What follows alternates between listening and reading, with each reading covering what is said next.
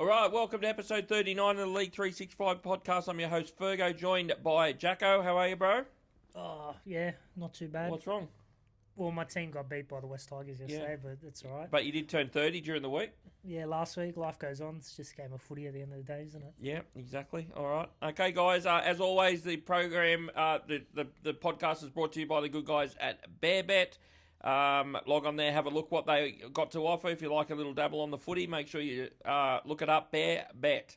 I think we've got some signage behind us. Yes, so, all right, Jacko, let's just quickly go through the tipping comp that we run, and it's getting to the nitty-gritty. We've only got 2 weeks to go, and it is getting tight. This week's winners, there was 3 winners that nailed the winner and the margin, and it was Skyvo, the Irk, and Lizard 2604. So, guys, need you to reach out. Little prize for you, so make sure you reach out. Just drop a comment on YouTube, DM us on Instagram at League 365 Podcast, and we'll get that sorted for you. Make sure you do that. And overall, we have Leap to Fame leading on 135, but only one clear of Lizard, which is that 2604? Yep, 134. And then there's a 4-point gap on 130 to Tadpole and Tumoe. So it's closing in. Leap to Fame and Lizard with a bit of a gap. It might be a 2-horse race. Look who's last. Who's last? Look. Oh, my missus is last. But she's got a joker. She hasn't used it. She might be pouncing around 26. So guys, Leap to Fame and Lizard, they are 1 point between them. So getting exciting, the tipping comp. Jax, what do we got on today's show? Well, big news breaking the Savo. PNG got another one. It was more this morning, wasn't it? Yeah, this morning. Yeah, PNG, they get another one. Joseph Manu. He's heading over there in 2028 on a 2-year deal. So another big name is heading over to PNG. They're forming quite a roster. A few other whispers around AJ Brimson, Hudson Young, and All Black Artie Sevilla that they're looking at as well. So they're building quite a good backline at the moment. Yeah. The Chiefs, Michael Chamis, he's doing his job. Yeah, it's easy when you're getting double the fucking cap. So it was never going to be overly difficult, but you were right. You were all over it. So is there any PNG blokes going to be in the team? Oh, they'll make up to the 30, I think, but probably going to struggle to get a starting spot, I reckon. But they're going to have to. I wonder if Jack DeBellin will end up there. The great Papaginian Jack DeBellin. Well, we've got some new pommies that we just found out. Hugo Savala's now a pommy. Max right. King's a pommy. Billy Smith's a pommy. Yeah, maybe they'd probably grab a few. Lachlan Lamb might come over. Lachlan Lamb. He's a PNG. He's PNG heritage. Yep. Yeah, but I don't know. There won't be too many in there. No. Okay. Reece Martin's still playing in the Super League. Have they got a goal kicker yet? He was a fair goal kicker, Reece Martin. Remember? Yeah. Any other news making the rounds? Well, we missed last week's episode, but Slater's won't coach Queensland, so Queensland need a coach there. Apart from that, I don't think so. No. Corey Horsburgh signed with Perth, so yeah. Yeah, all right, okay. All right, let's get on to the review of this week's round, Jacks. On Thursday night, it started at Amy Park with a injury-rattled Melbourne Storm going down 22-14 to Penrith. Not an overly dominant performance. It was looking like it was going to be, but Melbourne came back, but probably on the back of a few sin bins. That definitely one wasn't right, but... the other two were, but the other two were, Hudson but Young one, not Hudson Young. Liam Martin. Yeah, Liam Martin one was diabolical, but the other two were. I don't know, Penrith. What are you making of Penrith at the moment? I think the sin bins were the only reason Melbourne got back into the game. To be honest, I thought Penrith were pretty cruised to that early lead, in control of the game, and then a couple of sin bins in the second half. Melbourne scored a few tries.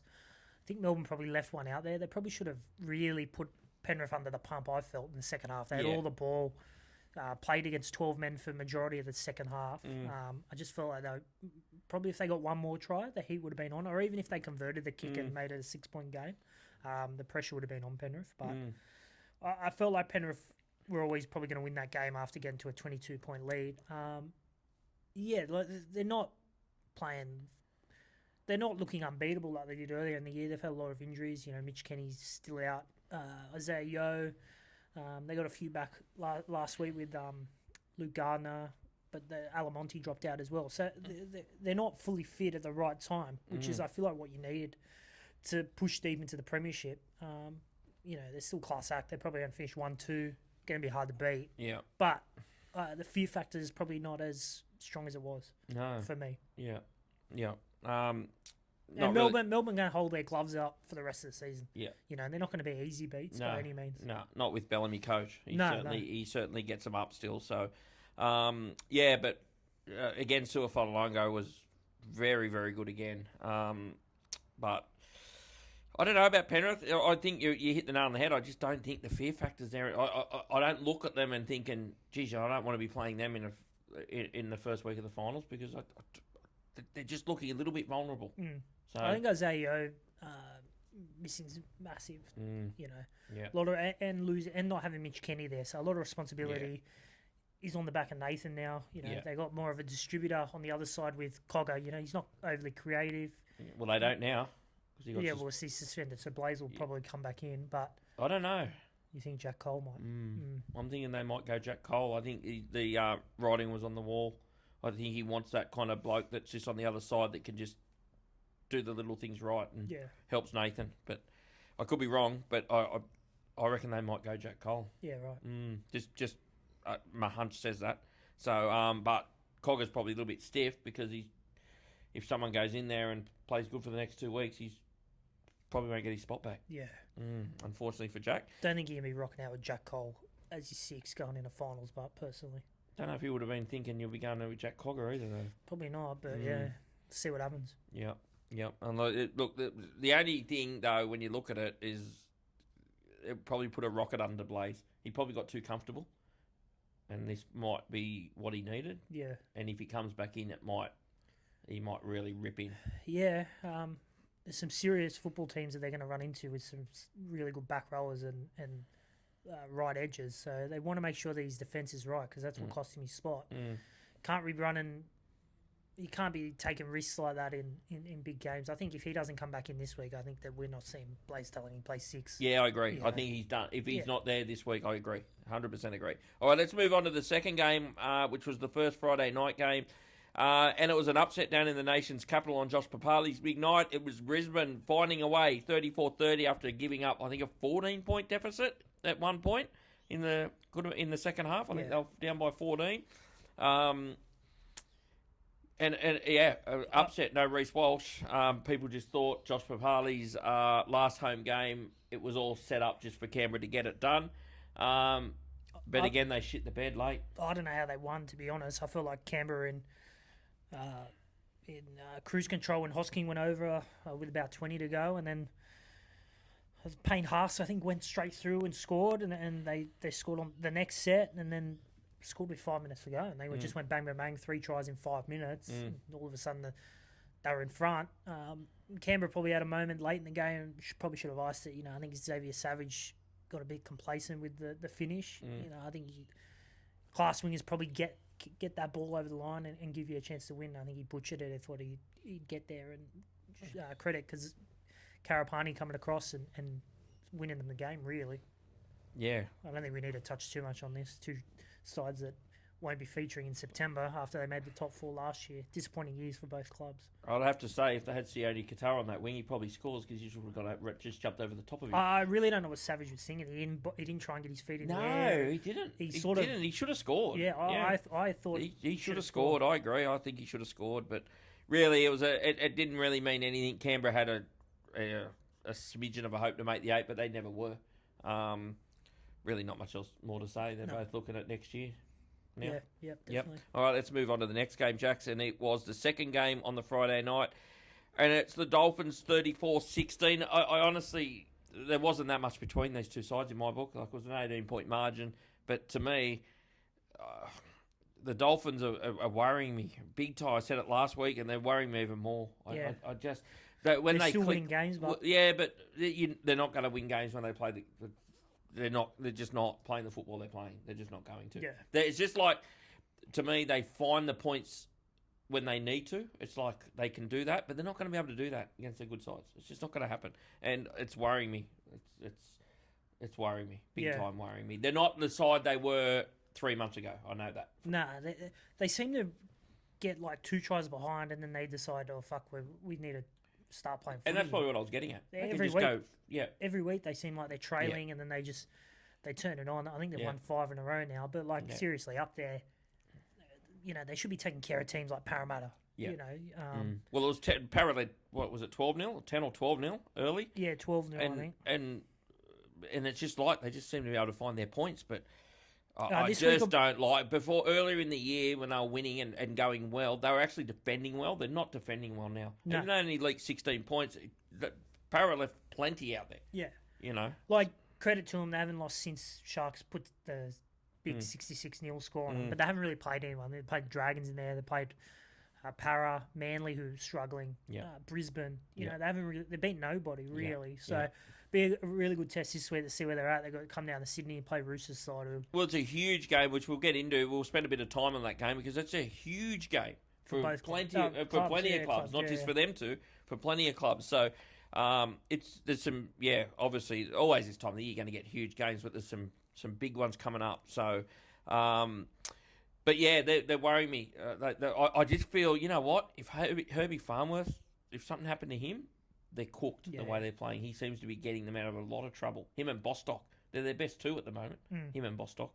How good's Bostock? Yeah, he's a good player. A bit linked to Para, I'm hearing. Yeah, I saw that today. I read that. Yeah, but I don't know. I think they need to find something. I think Hammer's been a little bit quiet the last few weeks too. I just don't think he's... I don't know. There's just something... I loved them halfway through the year, and I thought this is a side that can win the comp. To me, they're a long way from a side that can win the comp at the moment. You know, but saying that, there's probably a few sides that 3 months ago you were saying, well, okay, they're a chance, and now they've really hit the skids. Like, but is there anyone outside the top 4 or 5 sides that could come from, that are in form, that could come and do something? Well, none of them are in form. So, no. You know, you got obviously Newcastle there. Who else is in the 8? South, Sharkies, Cowboys. No one's really... No. Yeah, no one... Yeah. Probably the side, and I don't think they can win it, so don't take this the wrong way, that probably haven't found their potential is probably South. And getting Latrell back in. Well, maybe they're the side that could build into something. But they've got the players there that if they all click at the right time, you wouldn't want to be playing them. Like any side that's got Latrell, Cody, Cam Murray, Keong, Fafita, like you just keep going on. Jack White and Talis Duncan. You know, the side's... Brandon Smith. Yeah, it's got Campbell Graham. Serious football players in that side. Yeah. You know, Matt Duffy playing good footy. My man. He's playing... I nearly messaged you the other night. I forgot to actually do it. But I have to say, he's playing extremely well. Yeah. What was going on in England? He couldn't even make the first grade side over there.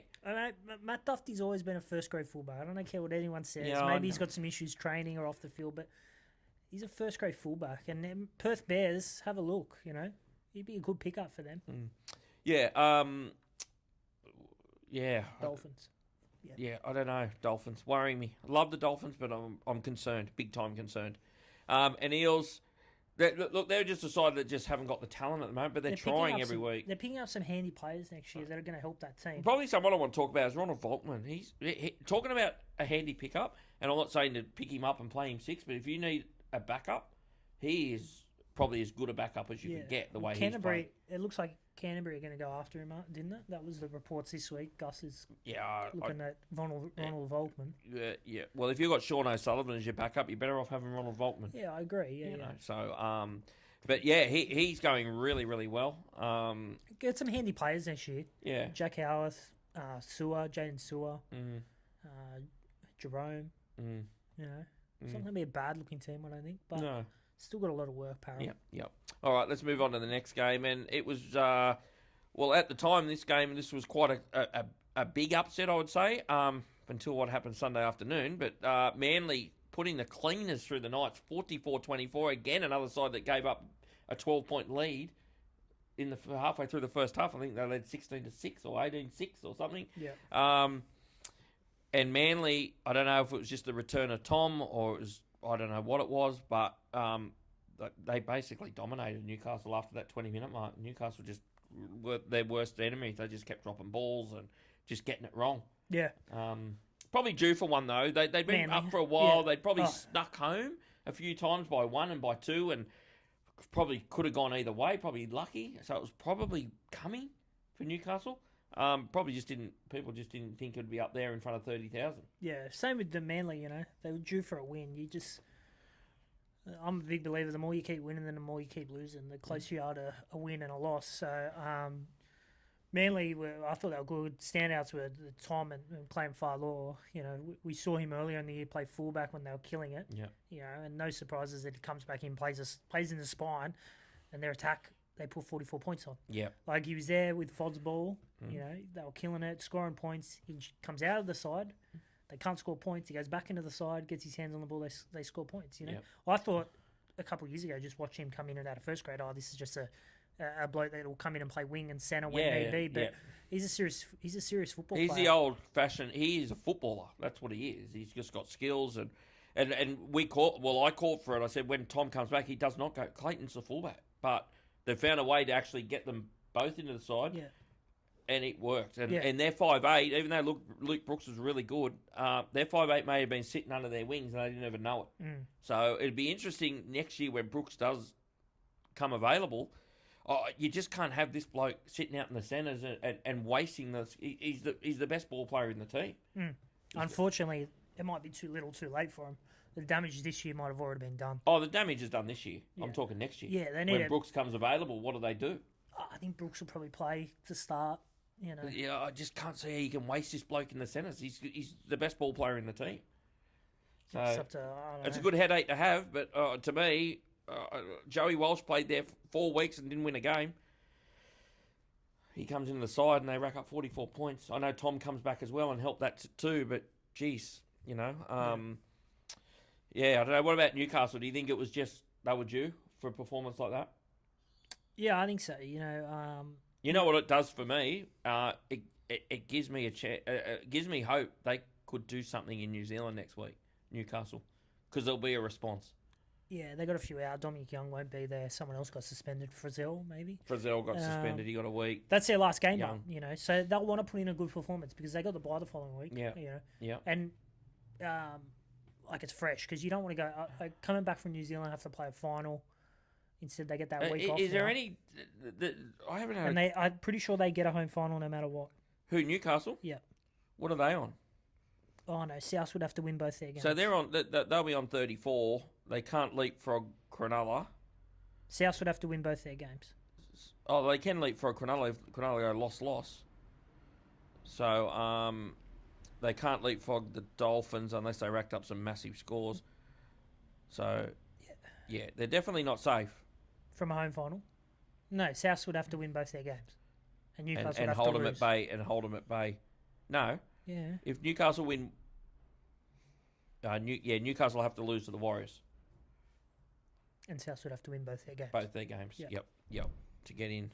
Yep. So to the Rabbitohs and the Warriors game where the Warriors took care of the Rabbitohs 45-26 in a high-scoring affair. South seemed to be getting on top when they got within 6, probably midway through the second half, Jacks. But the Warriors steadied themselves and got the job done. Yeah. Warriors, they came out the blocks firing. They got to, I think, 22 or 18-point lead, and South looked like they were just going to get flogged in the end. But they, to their credit, they wrestled back some momentum, and it looked like they were coming from that error at the back when they let the ball bounce. Warriors scored, and they put that lead back out to 2 tries. But if they don't have that error, who knows how the game goes? But yeah, Warriors tracking nicely, first on the ladder now with that field goal from Hansen. So they're looking good. Again, looks like they'll get a home final. And yeah, they're right in there with a chance to at least make a grand final. Yeah, a few games have been letting the ball bounce has really cost a few sides the last few weeks, hasn't it? It cost South the other day and Canterbury the other week when Connor Tracy and Galvin let it bounce. They always say don't let it bounce. Yeah, that's right. And it's there's 2 results. Not saying that it changed the end result, but it possibly could have because I felt the same. I thought South were coming to get them. Yeah, one thing I want to touch on out of this game, Jax, is the injury to Dallin Watini-Zelezniak. I think most sides in the comp, not all sides, can afford to lose a winger and probably doesn't matter. I think Dallin Watini-Zelezniak is not one of them. I think him, Marky Mark, Ronaldo, they're wingers that you can't afford to lose. I think this is a huge out. Yeah, no, Huge out. He's important to that team. He scores a lot of tries. He's one of the best finishers in the game, So they're going to be replacing him with, possibly Adam Pompey or someone of that caliber who's just not as good as finisher with Dallin. His work out the back's great. Yeah. He's an experienced head in that footy team as well with a lot of young blokes.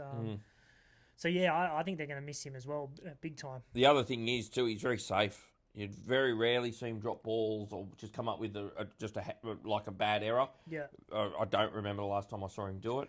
You put someone like Pompey in, who I'm tipping that's what they'll go with.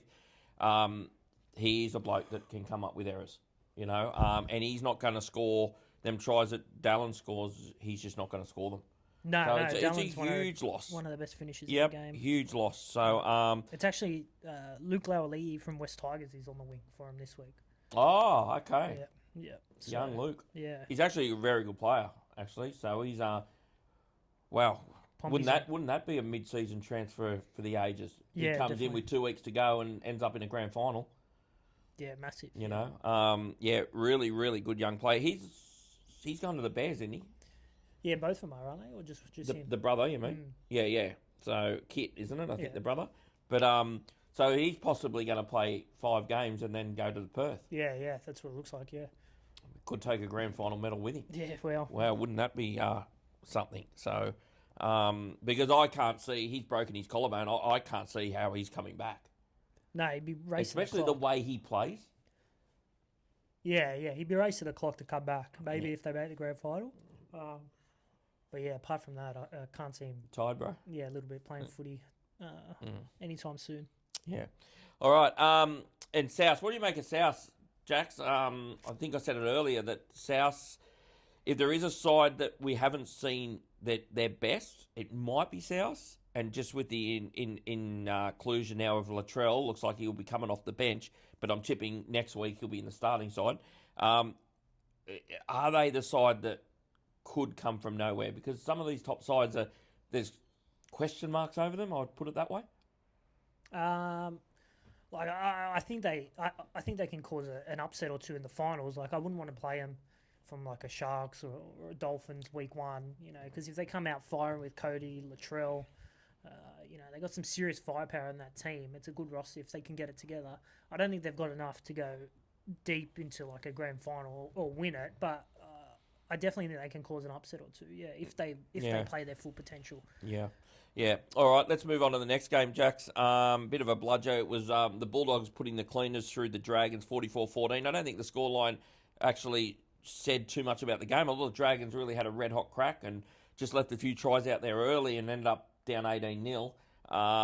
But probably weren't going that bad, to be honest. But the Bulldogs, I don't know if click's the word, but it's probably the best they've looked for a while, in my opinion. Even though they did beat who'd they beat a few weeks ago, and can't remember who they beat, and they looked okay. But it was before Canberra beat them. I think it was they beat someone, and they looked. I think they beat the Warriors. Oh yeah, they did beat the Warriors. They beat the Warriors, but I there was just a few things I liked a little bit more in this performance. But they've left their run too late for mine. I can't see how they're going to get in there, to be honest. Yeah, well, first thing they needed to do was win this game, and that's what they did. But I tend to agree. I think they're going to fall out one game short, and they're going to look back at games like the one against the Roosters, which they probably should have won, a home game against Canberra, which they got flogged in, the game against South a fortnight ago, like 3 games that, against 2 sides that probably evenly matched. They're probably similar side to Canberra and South when it comes to potential, and they probably should have held on to beat the Roosters. They're going to rue those performances, but they have an opportunity, win their last 2, beat Panthers, beat Broncos, and they'll be right there with a shot. But yeah, I thought Galvin was good the other night. I thought it was one of his better games. Or Bronson Zeri coming in was good. Preston Kikau. It has made a difference with them 2 back. Yeah, both edge back rows are back, so it's made a big difference. They just did what they needed to do, win the game, and then come out this week against Penrith and leave everything out there and see if they can get the result. Yeah, I really want to say that I'm disappointed in Leo Thompson's year that he's had, but I'm not because I actually didn't think much of him anyway. But he's really had no impact on that side whatsoever. Yeah, no, he's been in and out with injuries as well. But yeah, I thought he was a bit Yeah, he's overhyped been way overhyped. So, and what about the Dragons? Jack's obviously they're just counting down to the end of the season, but yeah, they've had some good performances the last 6-8 weeks, so they're probably due for a bit of a stinker. They've been in a lot of football games. They've been ripping in. It's a long season for some of these young blokes that have lost a lot of footy, been in the media a lot. So, you know, got blokes playing out of position. Daniel Atkinson, fullback. They're looking at next year. Yeah, I'd tip, and there was some Dean Young's probably heart was in his mouth when Jacob Little went down and looked like it could have been Achilles, just the way he went down. But I suppose it was just a calf tear, which is a great result, to be honest. Yeah, because he definitely. would have been missing early next year as well, and they don't really have any other hookers on the books, so they've kind of put all their marbles into Jacob Little. Yeah, so they've got Connor Watson going over there next year. Yeah, so. He's not really the answer at 9 though. Connor Watson is. No, but he can. Yeah, but he could have done a job until Little got back. Yeah, that's true. All right, let's move on to the Sunday games. And it started up there on the Gold Coast with the Sharks 30 over Titans 22. Looked quite dire for the Sharks at one point. I think it was 16-8 at halftime. But whatever was done at halftime flipped the switch. Titans made a few errors early in that second half, and Cronulla were good enough to pounce on them. And I think they just kind of learnt the trade in the second half. They just started to go through the middle, run off Brayley, worked off Talakai and AFB, and probably just too powerful through the middle. And then they just got the points off the back of that. And probably a little bit what you said about the Bulldogs. They just had to get up there and get the 2 points. It wasn't impressive. It was just a win. Yeah. Yeah, I think you hit the nail on the head. Taylor 2 halves. Gold Coast came out. They had an 8-point lead at halftime, and Sharks got a few early in the second half and got the attack rolling. And before you know it, they were probably clear enough to win the game. And yeah, they just had to go up there and win, keep their top 4 hopes alive. But you know they're struggling a bit. You know they've copped some injuries to some key players, and they're just hobbling into the finals at this rate. But performances go their way, results go their way this week, and they could find themselves back in the top 4. And if you're in the top 4, you give yourself every chance. So they'll be looking closely at a few games this week, and they need to keep winning as well, though. Yeah, exactly. And what about the Titans? Probably a typical Titans performance. They can look good for half-hour spurts, 40-minute spurts, but to put it all together, it's always been a challenge. And I think I looked at the stats out of this game, and Titans completed at around 90% in the first half and went to 60 in the second half. And Cronulla maybe flipped it. Cronulla was 75 and then went 19 from 20 in the second half. Yeah, that just gives you the story of the game, really. It really does. So, but again, the Titans, look, they just show signs, but this, I don't know what it is. Mo Fotuaika, 2 shocking errors coming out of yardage in the second half. They scored points off the back of it, and you just can't do it. No, he you really just can't do it. And he's have a bit of the club and himself need to have a look at him in the off season and have a hard think if he's in their plans moving forward, because he's only 26. He's played Origin. He should be delivering better performances than what he is. You know, he's not asking to lead that forward pack. They got Tino there. He's just got to do a job, and he's not doing it. At the moment. I've been a bit disappointed in Tino this year too. Yeah, I thought he was quite good on. He was Sunday. good. Yeah. He was good, but again, he was like Fanua Blake was the best forward on the ground. Yeah. Probably followed by Talakai. And I just feel they just didn't handle that second half, 20-minute. They just couldn't hold them. They were just too powerful. But what about Sione Katoa's try? It's on the podium for best one I've seen for a while. Yeah, it was pretty good. Jumped over the top of... I don't think I've seen that before. Yeah. Someone jumping over the top of someone. He's an outstanding finisher. He's one of the best finishers in the game. That was outstanding. There, you know, to jump over a bloke and get it down one hand, hold the ball still. Yeah, it was really good. It's up there this year for one of the best tries, I'd say. Yeah. Yeah. All right, let's move on to the second game. That's if you want to, or do you want to skip it? We'll quickly go through it. Okay, Upset so of the it year. was upset. I don't even know if it's upset of the year. I think it's upset of the last 3-4. I don't remember a bigger upset than this. I think Roosters going to Penrith round 2 last year, coming off the 50-point loss, Well, they and they had no one. I'd like to see the price, because Roosters ended up at $1.06 in this game. Yeah, I think Roosters were $11.50 last year to beat Penrith. And so it would That have second been round game. close, yeah. And Chad steered them home. Yeah, Chad and Sandon Smith, and they had a few out. Yeah, I remember. It came in was and high prop. scoring, wasn't it? Yeah, And Penrith come late, didn't they? Yeah, Save a try in the last. Yeah, 10 Tupou seconds. pushed tall. So that's up there as well. Yeah, I forgot about that one. That is right up there. That one. Funny Roosters have been involved in both of them. They've been involved. Broncos a few years ago when Broncos got the spoon, they came to the SCG and beat Roosters at like big odds as well. So they can dish up a sinker when they're just meant to win. Yep. But yeah. Well, how did you see it? Let's break it down, because the Roosters, I'm not going to say they've been faultless the last couple of months, but because they've snuck home once or twice where you probably thought they were going to get beat. But that performance the other day, any alarm bells ringing at all? I don't think so. I'm always of the believer it's the following week that you judge them on. If they produce another one, then I'd start to go, well, have they peaked too early as well? But I just sit back and wait for the following week to see what the response is like. Yeah, there's not based on this game, but a lot of the performances in this eight game stretch, they haven't been great. They've still been winning. Like their attacks look clunky. They've still been their attack was awful. They still scored 24 points, and they've done that a few times. Like they've looked bad and got away with the win, and still managed to score 30 odd points. I don't think they've hit their potential apart from defensively in that Penrith game. That was probably their best performance. Yep. Apart from that, I don't think I've looked at a performance. Oh, well, the Cowboys one where they dropped, 80-something points. But apart from that, I feel like there's a lot in the tank with the roster that's there to score points. They're just not getting it right. For Walker and Cherry Evans looked, clunky, really poor, just dumping it off to players in worse positions.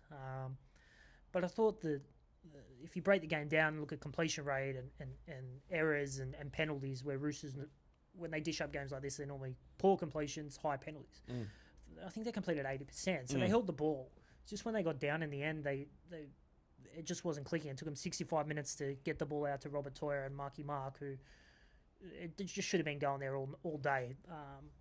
Defensively, they looked a bit flat, a bit disinterested. A few blokes missed their assignment, just silly errors rushing in, or not aggressive enough and a bit passive in defence. And Tigers pulled their pants down.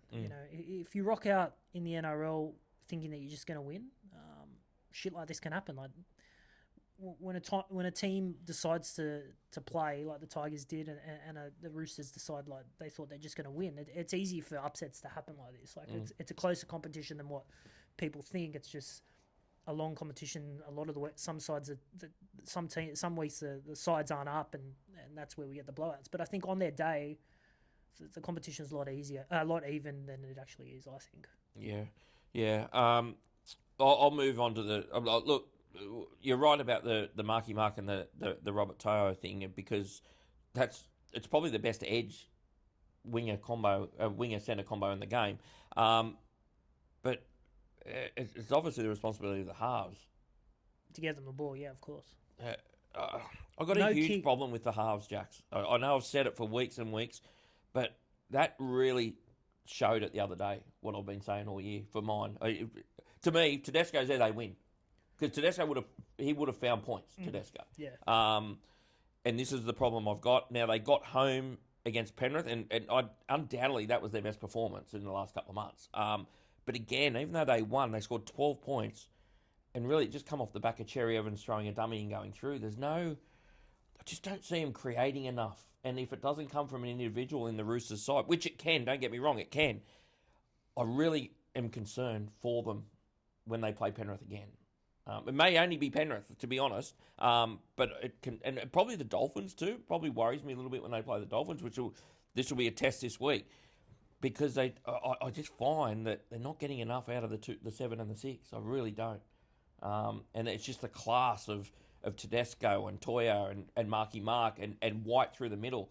That's where it's all coming from. But if that can be, you're not going to be able to stop it. But if you can defend it well, I find that's the way to beat them. And I've been saying it all year. It's the way to beat them. And I think they need more from them. If they're going to win it, they need more from the 6 and the 7.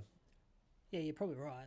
But to your point, like the week before against Penrith, Cherry Evans stepped up. He had a good game, scored the 2 tries, they win the game. Yep. So it comes to these. They also didn't have Tedesco. Yeah. So it's when they come and play these big games again that Tedesco Cherry Evans, Walker. They got to only one of them's got to stand up and have a man of the match performance. And No. See, that's where I disagree. You can't have one of them standing up. Well, Cherry Evans, they did it the week before. Hey? Did Walker have a great game the week before? Against Penrith? Yeah. Yeah, he played well. Didn't create much, but... Yeah, but he played well. Yeah. That was one of his better games. Cherry Evans played well. Cody Ramsey played well. Reece Robson played well. That's what I mean. You're going to need them all. You can't just go, okay, well, Teddy will get us home here. This is the point I'm making. You can't rely on Teddy to get you home in these big games. He'll get you home in games like this. He won't get you in games like the bigger games. So all I'm saying is I'm just worried that they're not creating enough. Like I haven't looked at try assists and all that coming from the two of them, but I'm tipping they're not even on the list. I'm tipping. Well, we can have a quick look here. Let's have a look. Well, I know they're not top 5 because I saw the top 5 the other day, but I'm tipping they would be a fair way down. And Walker's 6th. Is he? 21 try assists. Yeah. Tedesco's 17th with 13 try assists. Cherry Evans has got 11 and he's 27th. Yeah. Now, Robert Toy's got 12 try assists. He's in front of Cherry Evans. And that probably sums it up, And how many Walker's try assists off kicking to Marky Mark or 2? Well, they've scored the most tries off kicks out of any other team. But that doesn't matter. If you're scoring the try, it doesn't matter how you get the try. But this is the point I'm trying to make. If you defend it, if you can defend them plays with the Roosters, that's exactly the point I'm making. If you can stop that, that's the way to beat them. Because I don't think they haven't got like a plan. They haven't got. It's not like a plan B, but I don't think they've got anything else that's overly threatening from the 7 and the 6. No, probably. That's all I'm trying to say. And then stats that you just brought up probably say that as well. You've got a centre that's produced more try assists than your 6. Like I'd struggle to find that in any other side. Yeah, you're probably right. Yeah. So but talking about him, he's a fucking gun, isn't he? Yeah, Robert. Fuck, he's a gun. He's so good. So you told me 12 months ago you'd rather Jackson Purdue in Origin before when Toya got picked. Yeah. But see, this is the difference between us, right? I openly say I was wrong, and I told you about 3 months ago I've turned on Robert Toya, gun, and you just stick solid. You just don't fucking give up. Give the Tigers a shout out though. Yeah, definitely. Let's talk about the Tigers. I thought they played well. I thought led by the forwards. Appy was great. Thought Terrell May was good. He was hard to tackle. Tony Suka I thought had a good game. Jock Madden. Yeah, I thought Buller was really good. I thought Buller. There was a few of their players that just had their back. I tell you, it was really good, and you don't notice him, but Seyfarth was really good. He just did. He was out there for nearly the whole 80, and every time the Roosters bloke got up in the middle, Seyfarth was peeling off the tackle. He must have made. I'd hate to know how many tackles he made, but he was. He just seemed like he was everywhere. Yeah, he was hard. Really good. Yeah, not much ability, but fucking hell, he tried hard and worked his ring off in the middle. So good performance from the Tigers. Yeah, and they wouldn't have deserved. I thought they were going to get beat late, but they wouldn't have deserved it. So made 50 tackles. Yeah, so far. Yeah, for a big man, pretty good effort. Yeah, I didn't even know. I just was when I was watching, I was thinking, fuck. The Seyfarth is just working his ring off here. Yeah. So a shout out to him because I haven't heard one person. They lost Alex Twala early as well. The first 30 seconds they lost Twala. He was filthy, Twally. So, all right. That is the review finished. We're just going to go on to a preview of this week's round.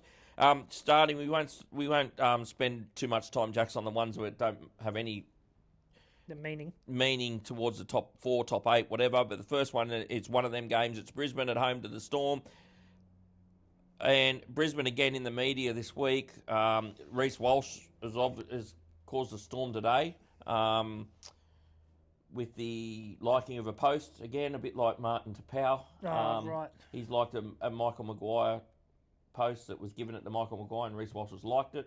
So there's dramas there. There was dramas with the Adam Reynolds. Came out on Monday and said that he wanted to play but was basically overruled. Then comes out yesterday. And backtracks.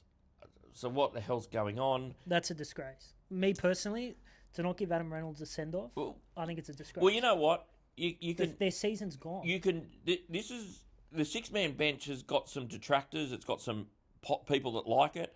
I'm still on the fence because I want to see how it is in semi-final time. Because if you've got someone like Braden Trindle, let's go, right, that's coming in, or Isaiah Yeo, another one, that's going to come in under an injury cloud.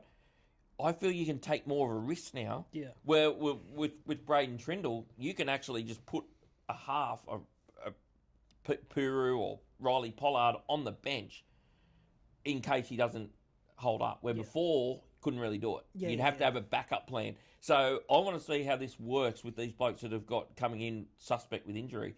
And I think it's open to take risks with players now. And Latrell's doing it this week. Do you think...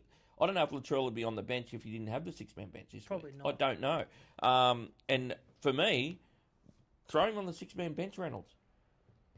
Throw him on the last 15 minutes. If he says he's good to go, I think he's done enough in the game, and Broncos are in a position where their season's done. He should be playing. I don't believe any of it, though, Jax. Why is he out? If Reynolds thinks he's good to go, why is he out next week as well?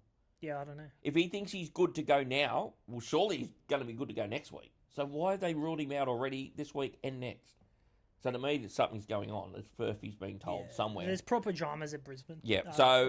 In the end, it looks like either Maggie's going to go or they're going to lose more players. Yeah. Like, this playing group looks like it's had enough. Yeah. You know, Maggie's good. We've touched on it. Maggie's good in short-term stints, but he can run people the wrong way.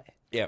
Hard to tip teams' morals when both sides have got nothing to play for, but I'd like to see how many times Fa'alongo, Munster, Hughes and Grant have played together this year, because it wouldn't be many, I wouldn't imagine. And then they're together this week. With the trouble in Brisbane, I can't see anything but a Melbourne win. Yeah, me too. Yep, I'm tipping Melbourne. Yep, tipping Melbourne. All right, let's move on to the next game.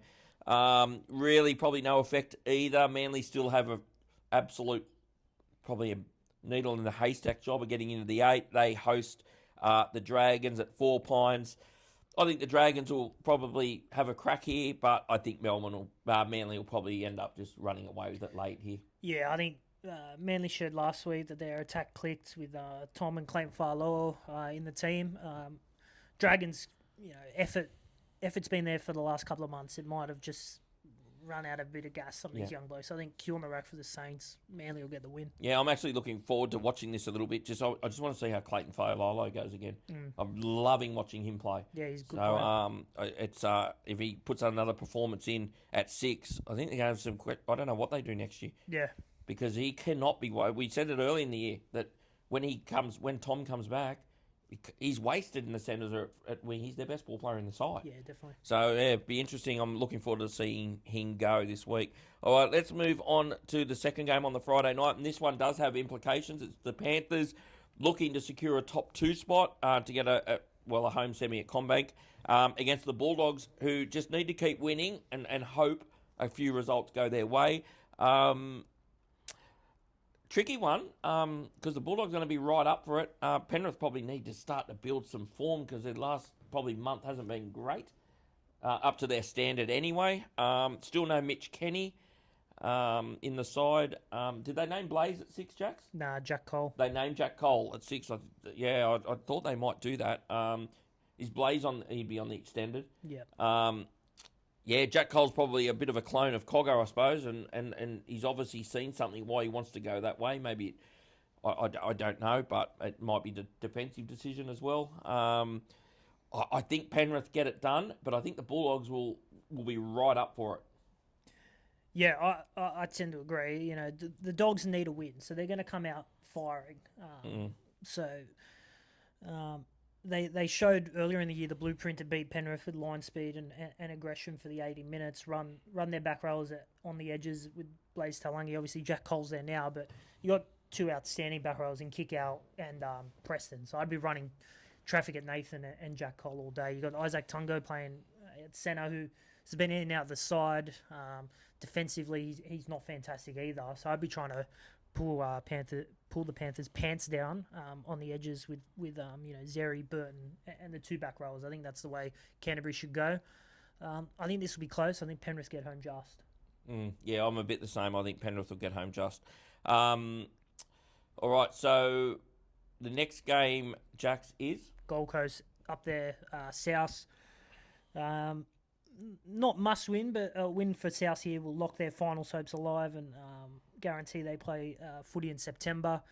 The big one is there's 2 big things here. Latrell comes back on the bench, and the gesture that the NRL's approved this week to let Jai Arrow come on and have a free sub so he can get his 100 game for South. I think it's a good gesture. It'd be good to see him get those 100 games.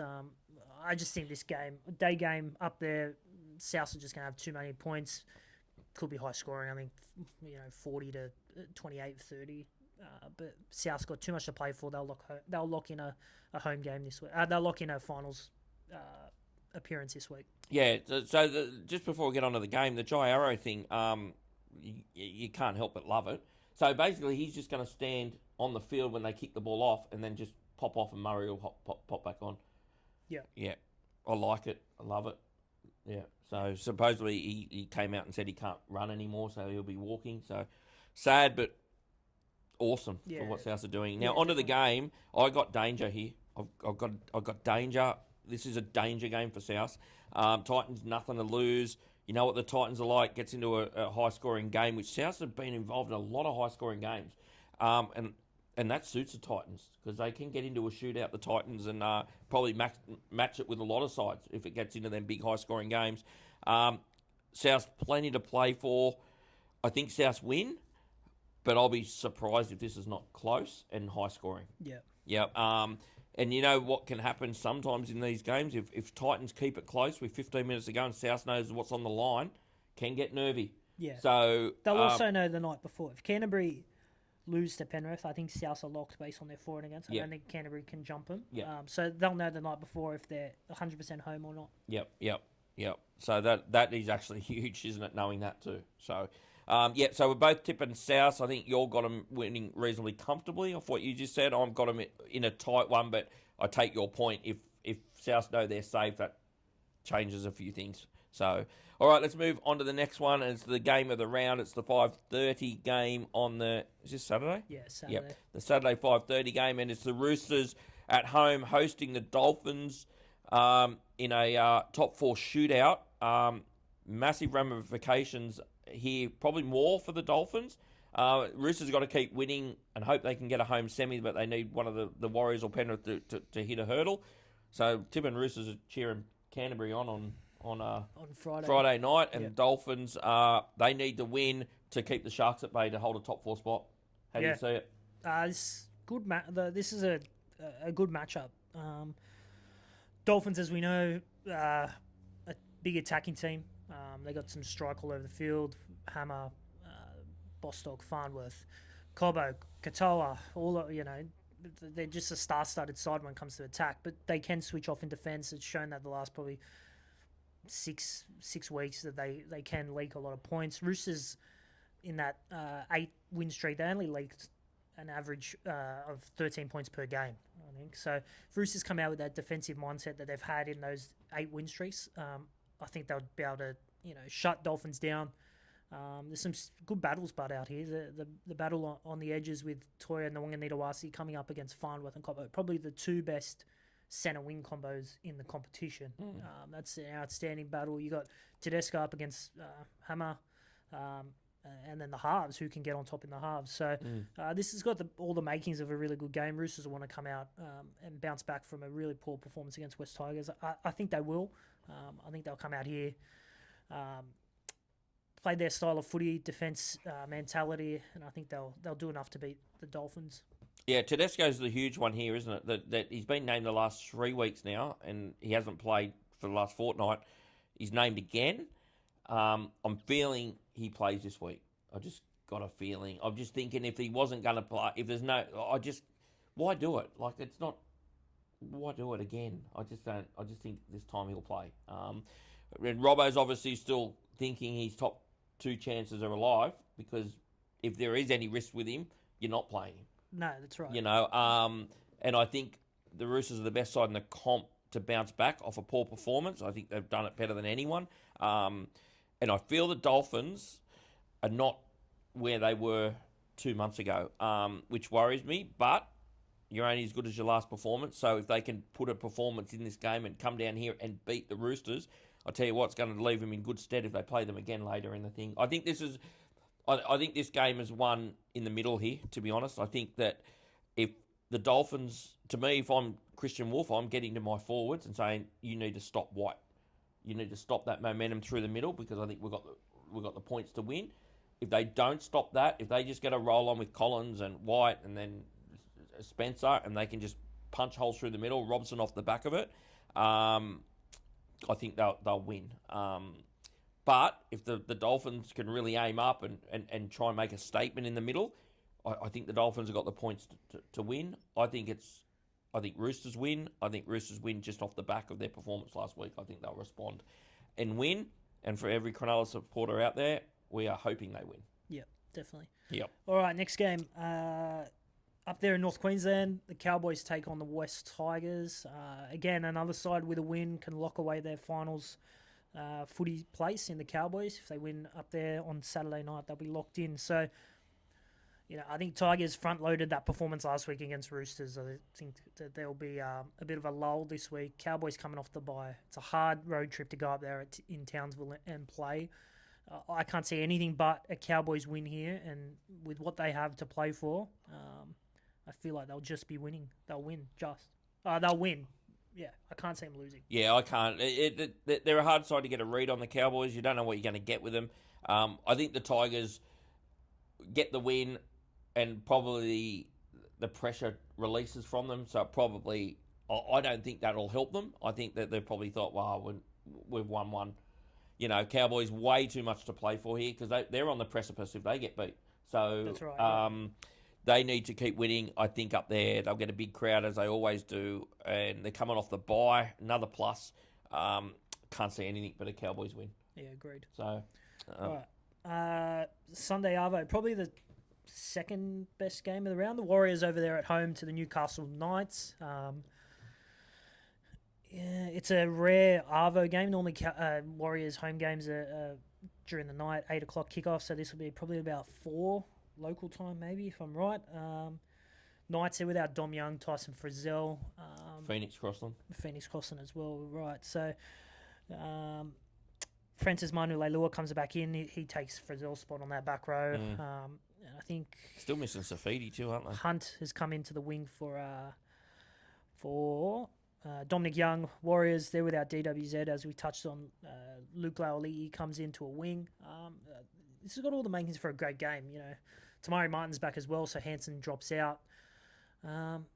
Newcastle have been really good for a long time, They've been in games a lot. They had that little slip up last week against Manly, but there have been no easy beats all year. I think they'll go over there with the right mentality and really push the Warriors. I still think the Warriors will get home just based on being the home team and how good they are at home.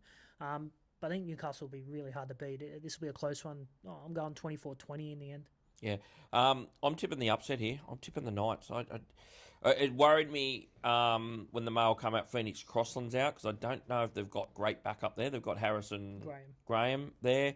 But Phoenix Crossland does a lot of... he's no superstar out of 9, but, geez, he works hard. And he's a trier. And you know what he's got? He's also got a kicking game out of 9, which helps, especially when Fletcher Sharp's not a kicker. So you've got Sandon Smith basically now doing all the kicking, which worries me a little bit. But it also worries me that DWZ is not there for the Warriors. I think it's a huge out. I'm going to tip the upset. I'm not as confident as I was before Crossland come out. Not when I say confident, I wasn't confident, but I'm nearly tempted to flip it and tip the Warriors. But I'll stick with the Knights to cause the upset. Does also worry me the Warriors have got plenty to play for. Yeah.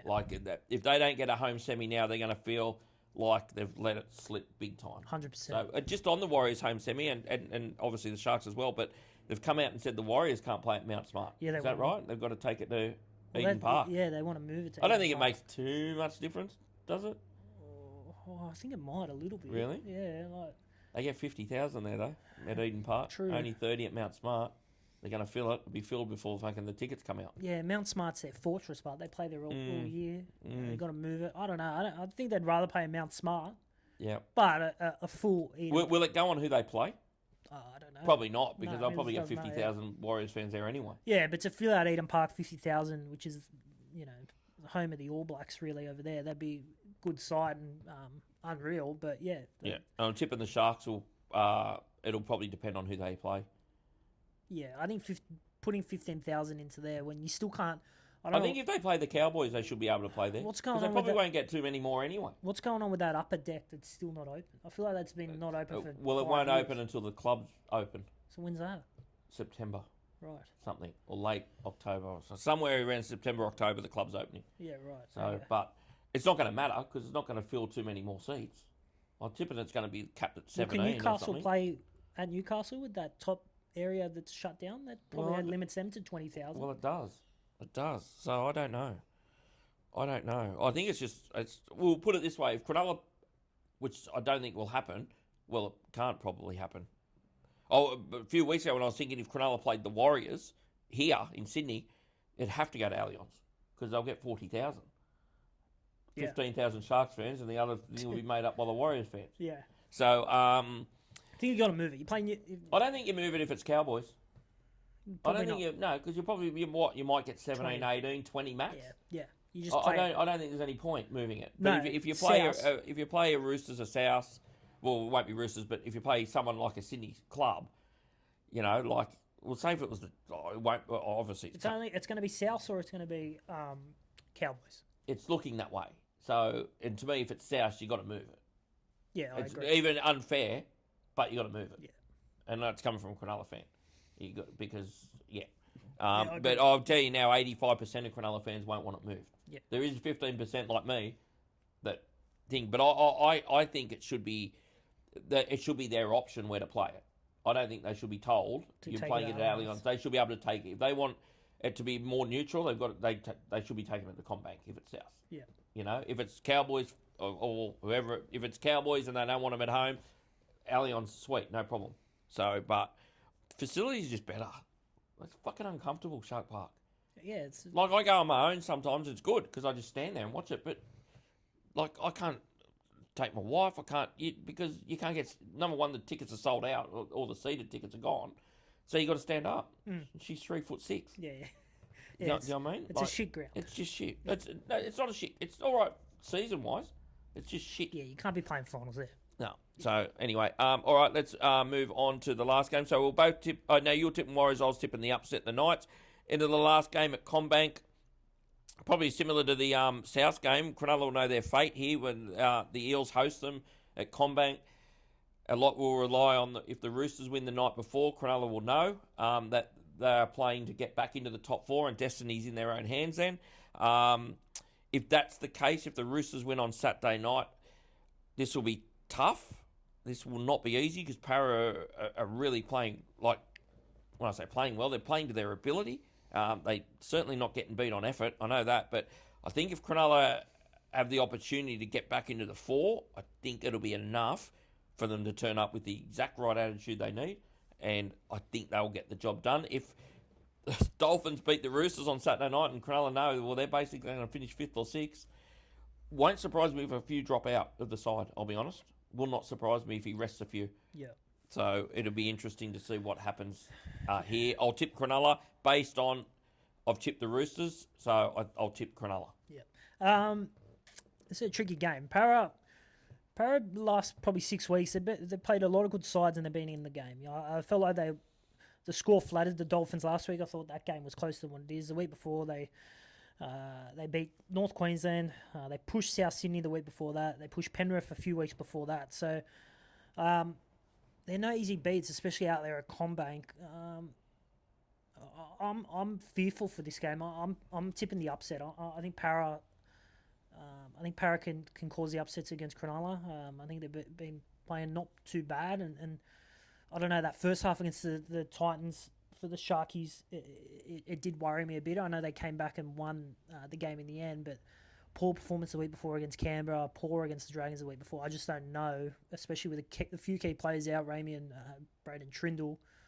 I don't know. I smell an upset here. I'm going to take Para in a close one. Yeah.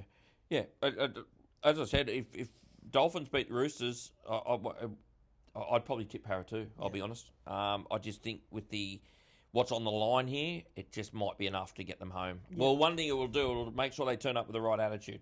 That's one thing it'll do. And usually if Cronulla can turn up with the right attitude, they usually can beat these kind of sides, usually. Yeah. But that's not always the case. But Anyway, so that is the preview of this round. One thing I just want to talk about, Cooper Cronk. Cooper Cronk, I rate Cooper Cronk as an analyst, I think. But what was he smoking when he said Cronulla fans would want them to finish 5th or 6th and not finish in the top 4? Would be more chance winning the comp. Yeah, I don't know. What's he smoking? I don't know. The thing is, you finish top 4, yeah, you might not get that home game win 1, and you're going to have a tough road trip. Yeah. But you're guaranteed to go second week of the finals. If you finish 5th, 6th, 7th, 8th, or 5th and 6th, you get a home game week 1. But you're not guaranteed to get to week 2. So already, Sharks, if they finish 4th, are guaranteed that home game in week 2 of the finals, where if they finish 5th or 6th, they're only guaranteed week 1 of the finals. It's a no-brainer. You automatically go to the second week and get a home game. Yeah. It's a no-brainer off the fact that they get a free shot at they get a free shot. It's a no-brainer for anyone. Just It doesn't matter who it is. And when was the last Premier? But Brisbane. I was about to say that didn't get the week off. It was Brisbane. When? Straight from a first week of the finals into a prelim. Brisbane last year, they beat Canberra. And got they the week beat off. Canberra and got the week off. So it wasn't Brisbane. When was the last Premier that didn't get the week off? I'd like to know it. Because it's a massive advantage. So if you get a shot, even if they've got to go to New Zealand. Penrith 2021. Was it? Yeah. They lost to... Oh, no. Or did they get the... No, yeah, they didn't. They lost to someone week 1, came out and beat Melbourne. Lost to Para, then beat... No, lost to... I don't know. I think maybe Penrith. The COVID year up in Brisbane. Maybe. Yeah. Fuck knows. But it doesn't happen often. No. Right, the week off is absolute massive. And to me, even if you're going into a game in New Zealand and they're going over there at $6 to win, you still want a shot. Yeah. You still want a shot, So I just can't agree with Cooper Cronk. I thought it was a ridiculous statement. So, but anyway, they could run 5th or 6th and win the comp, and Cooper Cronk's a genius. Yeah. But that won't be happening. That won't So, happen. all right, guys, that's it. Anything else, Jax? No other news floating around? No, that's it. No, all right, guys, thanks for watching. We'll be back next week with episode 40. 1 week out from the finals. Exciting, and we'll see you there. Thanks, guys. See you guys.